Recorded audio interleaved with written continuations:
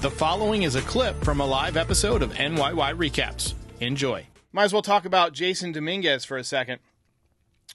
We found out before the game that Jasson was activated in AAA, and what's interesting is that he seems to heal very quickly. It must be the environment on Earth. I don't know, but he came back ahead of schedule from Tommy John surgery, and then when he was diagnosed with his oblique injury on June 20th, the Yankees said it would be about 8 weeks. But here we are, 5 weeks later, roughly. And tonight he was batting leadoff in AAA, and he ripped an RBI single in his first game back. I didn't have a chance to watch all of his at-bats yet, but it's encouraging that he's come right back and started hitting again. They're going to be cautious with him because it's an oblique, and I fully expect him to ease his way back into daily reps.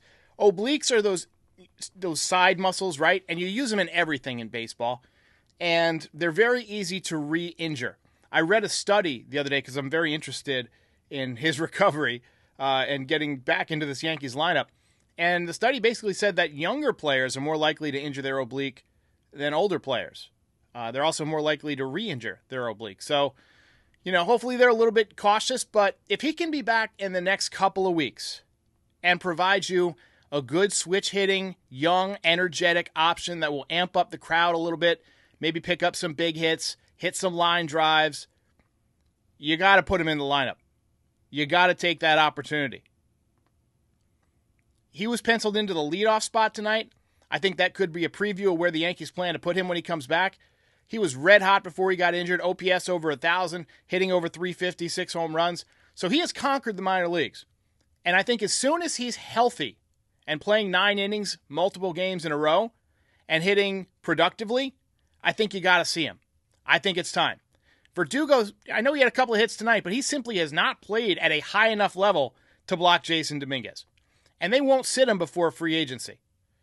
They want him to play. I say you just deal him. I say you deal Verdugo. See what you can get for him at the deadline. Somebody's got to be injured. So, they're getting Stanton back Monday. We'll talk about that in a second, but it wouldn't shock me if they moved Verdugo on Monday or Tuesday and then have Judge play left field for the rest of the season. Grisham plays center field until Dominguez is ready. Then he slides right in. It's perfect. Just don't trade him. But as I mentioned, Stanton is coming back. I was hoping that we would have Stanton for this game because he always destroys the baseball in Fenway Park. Sounds like we're getting him back for Philadelphia. Philadelphia is a very good team. It is not going to be an easy series. And if the Yankees don't step it up, they're going to find themselves outside of the playoff picture looking in. So it's good to get this guy back in the lineup for a very important series. But, as we've mentioned a lot of times, he sometimes is a slow starter when he comes back off the injured list. But he's still going to make the lineup better because, he provides that possibility of a 120-mile-an-hour line drive right back at you if you're a pitcher, right? And you bet your ass the pitchers know that. So they're going to be stressful. They're going to be pitching to him carefully. But, one of the things to watch is if he's chasing the slider.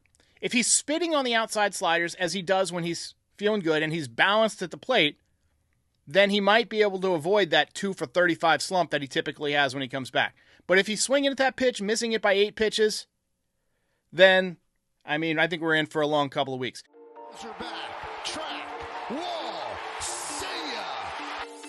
If you enjoyed this video, please like and subscribe. It helps other fans find the channel.